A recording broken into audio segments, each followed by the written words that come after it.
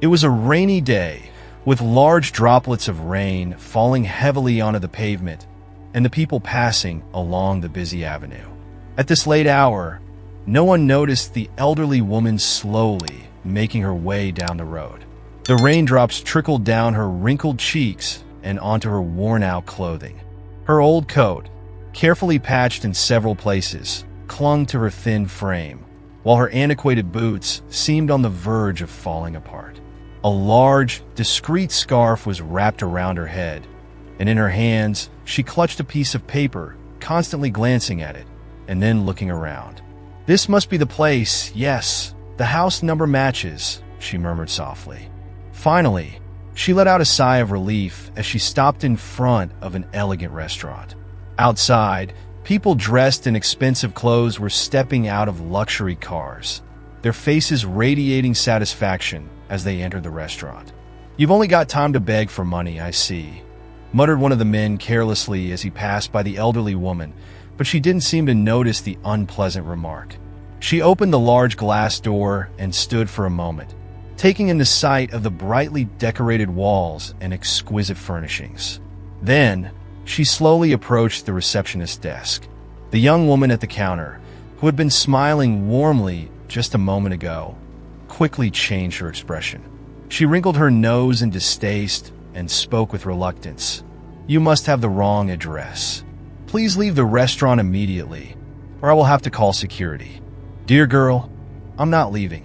I reserved a spot in advance, and I have the money to pay," the old woman replied, genuinely confused as to why she wasn't allowed in. "Are you kidding me? This is a respectable place, not somewhere for people like you. Leave now," the receptionist retorted, her voice dripping with disdain. The elderly woman froze in surprise, unable to comprehend why she was being mistaken for a beggar. "Yes, my clothes are old, but they're always clean and don't smell, and my hair is neatly kept. I have never begged for money, not even in the hardest of times," she thought, feeling a deep sense of injustice. Her thoughts were interrupted by the receptionist's harsh voice. "Richard, get over here now." A young man in uniform approached the counter. "What's the issue, Milena? Is there a problem?" "Yes, look at this." She claims she has a reservation and insists on entering. "Do something," the receptionist demanded, her tone full of irritation. The security guard looked at the elderly woman with a hint of embarrassment. "Let's see what we can do here. Please show me your reservation," he asked politely. The old woman carefully pulled a handkerchief from the inside pocket of her coat and began unfolding it with great care until a document appeared in her hands. "Here, take this," she said, handing her passport to the security guard. "So your name is Miranda, and you're 80 years old?" The man seemed genuinely surprised. "Look, maybe there's been some mistake, and this isn't the right place for someone like you," he suggested gently but firmly. "No, I need to go to this restaurant specifically. Please check again. I did make a reservation," the elderly woman insisted. The guard dialed a number, and the response left him stunned. "Yes, there is indeed a reservation under her name, and it's already paid for. But, I'm sorry, this is an elite restaurant, exclusively frequented by the city's wealthy and respectable citizens. We really don't want you here," he said, his tone apologetic but firm. The receptionist, who had been silently fuming, jumped in again. "This is absurd. Why are these people treating me like this? I've done nothing wrong," Miranda thought, deeply hurt by their words. "In my youth, we always supported each other through thick and thin," she recalled, bewildered by how society had changed. "But I didn't come here to eat. I need to see the owner," Miranda stated calmly, her voice unwavering. The receptionist and the security guard exchanged puzzled looks. The receptionist grew even more furious as she watched the elderly woman quietly retrieve her reservation and begin ascending the long staircase.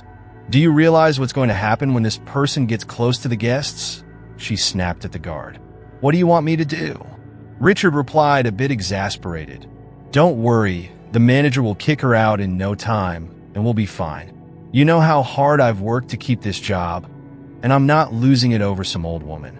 I'll call the director right now to inform him," she muttered, her voice dripping with annoyance. "What a day," she thought to herself, wondering why Miranda had come in the first place.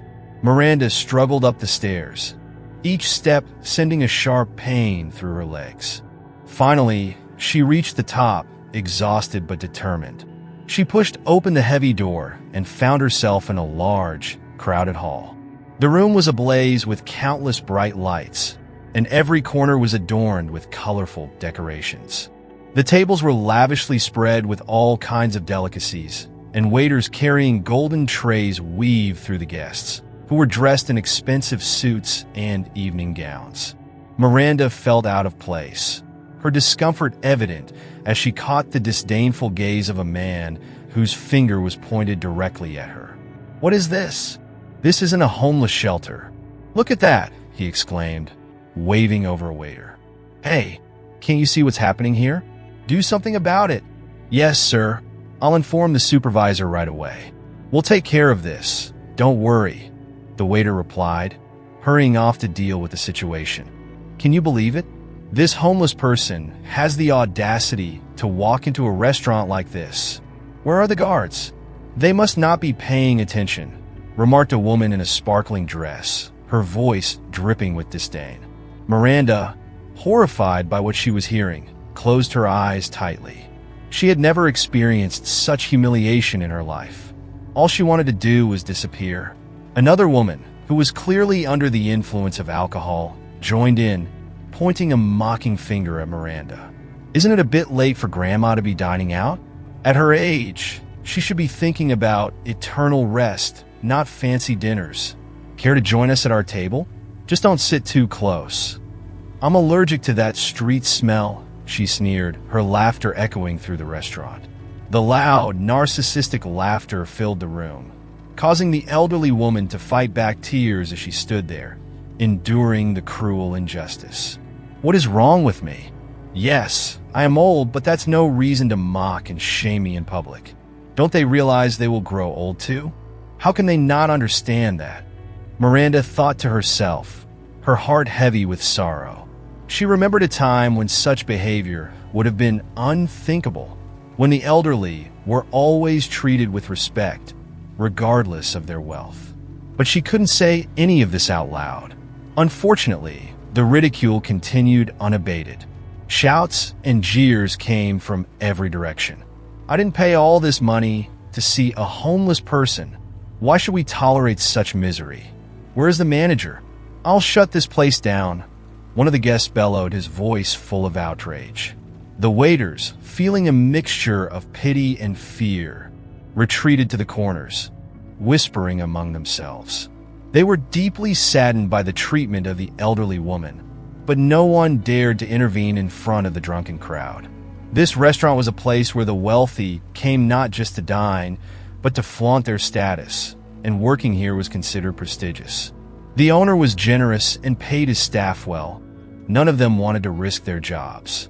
Only one young waitress was visibly upset. She hated seeing anyone insulted, especially an elderly woman, just because she wasn't dressed in expensive clothes. "They're human beings too. How can you mock an elderly person like this?" she exclaimed. "I'm going to speak to the manager right now and tell him what's happening." "Don't bother," a fellow waiter cautioned. "The manager will side with the guests because they bring in the money, and the old woman will be thrown out. You haven't even worked here a week. Don't take such a risk. There are more important things in life than money, but you seem to be unaware of that," the young waitress replied firmly, leaving the room with those final words. The situation had become unbearable. A man, swaying unsteadily, stumbled over to Miranda with a grand gesture. "Well, since you're here, why don't you sing or dance for us? Come on, give us a show," he said, clapping his hands loudly. His foolish idea was quickly supported by others, and the crowd erupted in raucous laughter. Miranda could no longer endure the humiliation. Her heart ached with a deep, piercing pain, and tears streamed down her cheeks. Her legs began to tremble as she slowly turned to leave. But before she could take more than a few steps, the door to the room swung open, and a tall man appeared on the threshold. He looked around at the seated guests with a stern expression and called out loudly, Ladies and gentlemen, what is going on here? Is everything all right? Miranda couldn't take her eyes off the man who had entered, as if she were frozen in place. Scott, my dear, you've grown up, matured, and you look so much like your father. The same eyes, the same strong jawline. She thought, tears welling up again, but this time from a sudden surge of joy that made her momentarily forget the pain and humiliation she had just endured. But the man walked past her without a second glance, more interested in the comfort of his guests, who were regulars at the restaurant. Everything is fine as usual, Scott, except for... One of the men pointed directly at Miranda. Why is she here? You have to admit, she doesn't belong in a place like this. Get rid of her and don't ruin our evening. Yes, get her out of here. Don't embarrass yourself and don't spoil our night, the rest of the crowd chimed in. Of course, it's just a misunderstanding and we'll take care of it right away. As compensation, dessert is on the house tonight. No one else will disturb your evening, I promise, Scott assured the guests, his voice calm and measured. Then he turned to Miranda. You come with me, he ordered. He doesn't recognize me. Scott was just a little boy back then. So many years have passed, a whole lifetime. He must have forgotten, the old woman thought sadly, as she quietly wiped away a tear. Are you listening to me? Scott asked again, trying to think of the best way to handle the situation. Yes, yes. The woman finally stirred, snapping out of her memories. As soon as the door to the dining room closed behind them, the man spoke, his voice calm but authoritative. Hello, my name is Scott, and I am the manager of this restaurant. It has come to my attention that the guests behaved inappropriately towards you. Please forgive them. They simply weren't expecting someone like you. To make it up to you, I'll double your payment for the reservation. Not only will you be able to dine here, but you can also buy yourself something nice. Scott's eyes lingered on the old woman's worn-out clothes. It was no surprise she had been mistaken for a homeless person. And what do people like her want? Money. Always more money. But where did she get the money for the reservation? It's expensive, even for someone with a good job. And more importantly, why would she come here? None of it mattered to Scott. He had no intention of dealing with this stranger any longer. Let me show you the way out, he said, pointing towards the stairs. Miranda couldn't believe what she was hearing. This was her Scott, now a grown, solid man, but to her, he was still the little boy she remembered. And now, he was throwing her out. The insults and humiliations from the restaurant guests were nothing compared to what Scott was saying. No, I won't leave until I talk to him. He must know the truth, she thought to herself. She didn't even notice when Scott pulled out his wallet and began counting money. Here, take it. It's all I can do for you, he said. At that moment, it felt as if the woman's heart would shatter into pieces, but she found the strength to respond. Scott, I won't take your money. Please, let me stay and talk with you, Miranda pleaded. Scott felt his patience slipping away. I have this homeless woman in my office, and I don't know how to get rid of her, he thought, frustrated. He could feel his nerves fraying. It wasn't in Scott's nature to waste time on idle chit-chat with complete strangers. I'm sorry, but I'm a very busy man. I don't have time to talk to people I don't know. Don't take it the wrong way, Scott said. I'm not a stranger, the woman managed to say, her voice trembling with emotion. I'm your mother. She could barely hold back her tears. The receptionist, Milena, and the security guard, Richard, exchanged glances. I told you she was unstable. You shouldn't have let her in, Milena muttered. Scott didn't believe the woman's words. This is absurd. Why are you lying? My mother passed away years ago. As for the money, it's yours by right. Take it or leave it, but I'm going to have to ask you to leave the premises. He turned to Richard, deal with her. A few moments later, Scott had disappeared from view. What are you all standing around for? Come on, let's go, Richard ordered. The elderly woman could barely stand. She was in shock from Scott's words. The security guard closed the door behind her, and the exhausted woman sank onto a nearby bench, tears streaming down her face. It was dark outside. Everything was ruined. She had saved up for so long, scraping together her meager pension, to pay for a reservation at the restaurant where her son worked. Finally, the long-awaited day had arrived. That morning, Miranda had imagined the moment she would see her son, tell him everything, and perhaps, just maybe, be able to see him from time to time while she was still alive. In her excitement, she hadn't even noticed the cold wind that had picked up in the evening. Her hands were numb, and her old gloves were gone, perhaps lost along the way, but what did it matter now? The old woman thought as she stuffed her hands into the pockets of her coat. Suddenly, in one of them, she found an envelope. How could I have forgotten? She thought. Inside was a photograph of Scott as a little boy, just 6 years old. He should remember this, then he'll listen to me, she exclaimed quietly to herself. Despite the humiliation and insult she had endured, she still hadn't told her son the most important thing. Miranda decided to wait until her son finished work so she could finally speak with him. Time dragged on, feeling like an eternity. Finally, the restaurant door opened, and Scott, along with a few others, stepped outside. He was already opening the car door, casually instructing the driver to take him home. "Wait, dear," the old woman cried out with the last of her strength. "You again? Listen, leave quietly, or I'll have to take extreme measures." "I'll call the police if I have to," Scott replied, his voice firm, before getting into the car. "Let's go," he ordered the driver. "Wait," Scott suddenly commanded when he saw the photograph in the woman's hands. He stepped out of the car, confusion etched on his face. "Where did you get that photo?" "That's from when I was 6 years old. A photographer visited us, and we took this picture as a keepsake. Don't you remember that?" Scott thought for a moment, and then added, "I had 2 copies, but one of them got lost." "Fortunately, it wasn't lost," the old woman replied with certainty. Scott knew this photo had been with him in the orphanage and later with the family that had taken him in. The photo was now safely tucked away in an old album, a relic from the past. But as Scott pondered the situation, he couldn't shake the nagging question from his mind. How could this be? I was told my mother died of a heart attack. Despite his efforts, he couldn't find an answer. "Hey, you look like you're freezing. Come on, let me buy you a cup of tea, and we can talk," Scott suggested, his tone softening. The woman nodded, her heart swelling with joy. At last, she was having a real conversation with her son, while Miranda's heart brimmed with relief. Something entirely different was stirring within Scott. His emotions were in turmoil, a chaotic mix of anger and joy. He was elated to have found his mother, but at the same time, he felt a deep-seated resentment towards her, a bitterness that he had tried to suppress for years. This woman, his mother, had abandoned him. Scott had been fortunate enough to find a loving, adoptive family. His foster parents had given him everything: a home, a good education, and a solid upbringing. But they had also been strict, almost to a fault, demanding excellence in all things.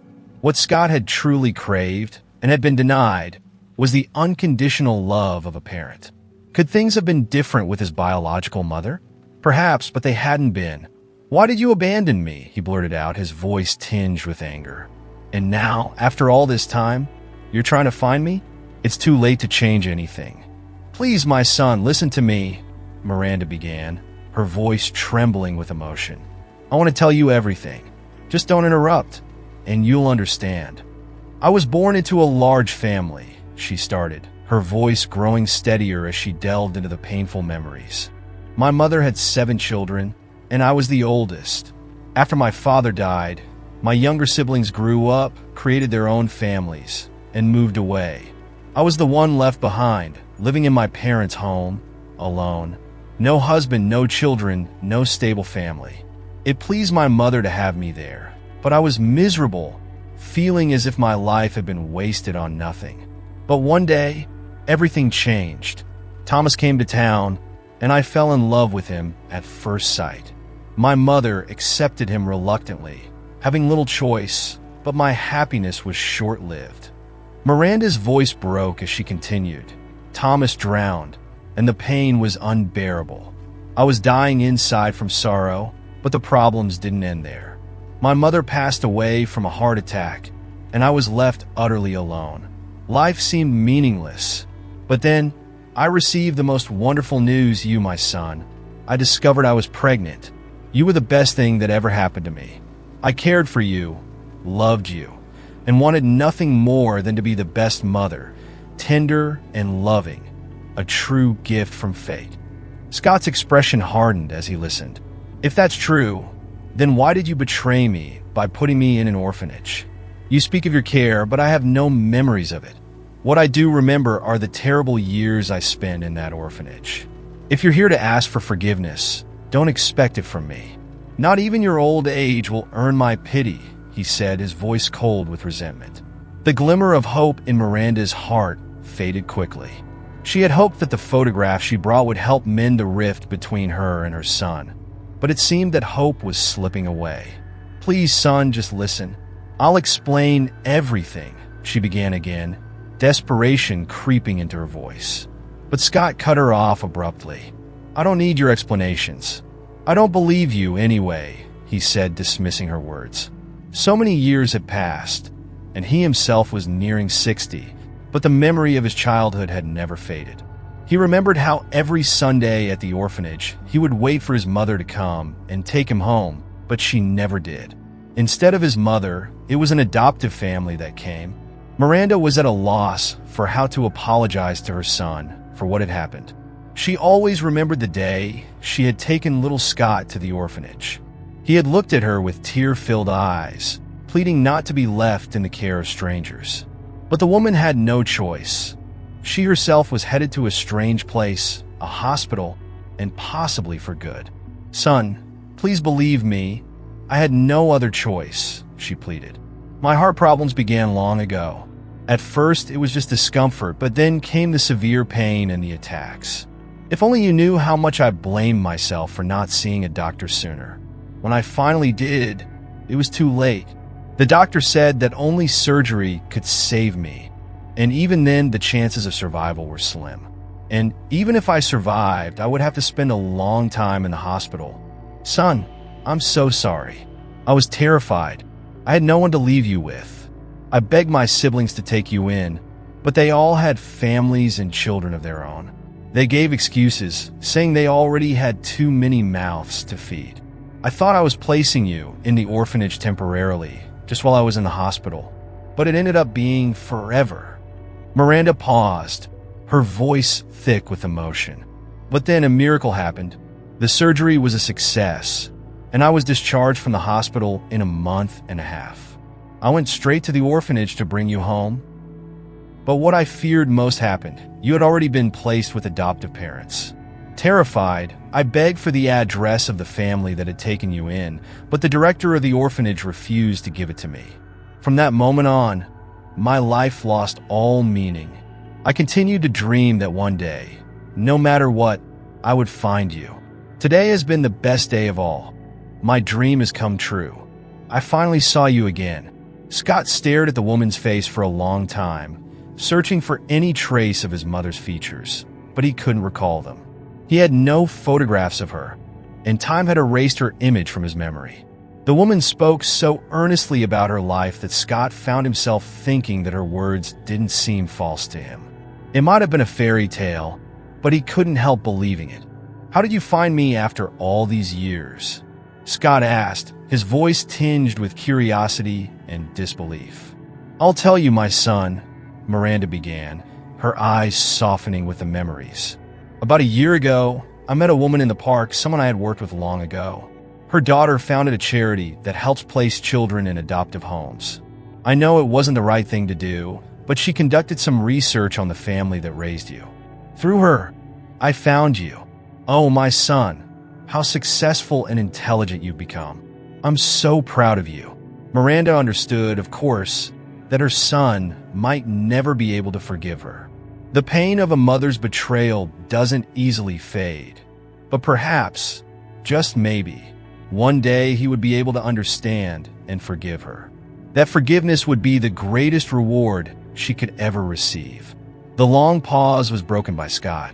"How are you living now? How's your health?" "You seem," Scott hesitated, unsure how to phrase his concern. "Like a beggar?" Miranda finished his sentence with a sad smile. "You're not the first to tell me that today. I lost my parents' house, my sister's children, My own nieces and nephews deceived me and took everything. But don't worry about me, my son. I have a place to live. I rent a small room. What matters most is that you're doing well." They hadn't realized how much time had passed while they talked. It was growing dark outside, and rain was beginning to fall. "Can I take you home?" Scott offered suddenly. "Yes, of course, my son," the woman replied quickly. "I'm just around the corner, only a few minutes from here." "Are you sure?" "Maybe I should walk you there," Scott suggested, his concern evident. "Don't worry about me. Thank you for listening. I will pray for you every day for the rest of my life," Miranda said, her voice filled with gratitude. Miranda had told Scott the entire truth, but she had hidden one thing from him, something she was too ashamed to admit. She had been living on the streets for a long time. Eventually, a kind man who worked as a caretaker took pity on her. He had a small shed in the yard where he kept his tools, and there was just enough room for a small sofa and a chair. It was there that Miranda lived now. Every night, she lay down on that worn sofa, her legs and head aching. But that night, for the first time in years, she felt happy. That night, she had the best dream of her life, a dream in which she was with her son. A few days later, Scott appeared at her door. "How did you find me?" Miranda asked, her voice filled with surprise. "You found me first, so now it's my turn," Scott replied, smiling warmly. "Come with me," he said, extending his hand. "Where are we going?" Miranda asked, still in disbelief. "I want to introduce you to my wife and grandchildren." "You have 3 of them," Scott answered, his voice brimming with pride. Miranda's heart swelled with joy. Then Scott handed her a key. "I have a small apartment. It's been empty for a long time, but now it will be yours." Miranda had almost lost hope, but happiness had found her at last, warming her heart like the summer sun. This happiness was a gift from her son, who had been able to understand and forgive her. Did you enjoy the story? Our channel is grateful for your company. Don't forget to like the video, subscribe to the channel, and leave a comment below with your thoughts on the story. See you next time.